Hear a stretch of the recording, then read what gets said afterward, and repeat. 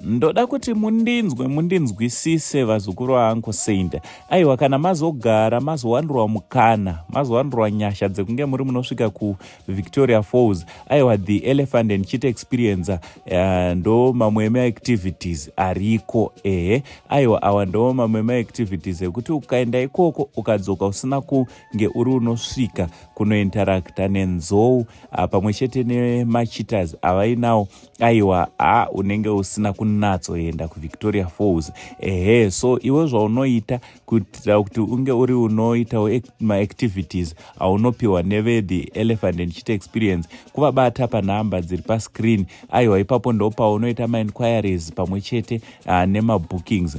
Aiwa, musakanganwa, ndo pamwe chete vane machita aya ndakanobata. Mhuri yeZimbabwe ikavhunduka kuti sekuru vedu vaakuzodyiwa, kwete machita chete, ndo vamwe chete zvakare vane shumba dziya dzandakanotamba nadzo ndikapesva muswe wadzona.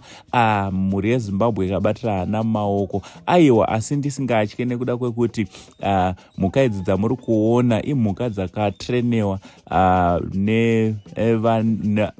nehunyanzvi hwekutrena mhuka. Zvakare, kana uchinge uri unoronga kuenda kuVictoria Falls, chekutanga chaunofanira kuita kuzoti uchanogara pai. Aiwa, indauya nevanhuziva zvavanoita kana pari panyaya dzepekugara veZimbabwe Guest Lodge. Aiwa, ava vakarongeka. Chaunongoita chete kuvabata panhamba dziri pascreen, vanobva vakupa nemutengo wakaderera pekurara kwenguva yauchange unenge uri muVictoria Falls. Aiwa, ndo zvandati ndozokuzivisai vazukuru vaUncle Saint.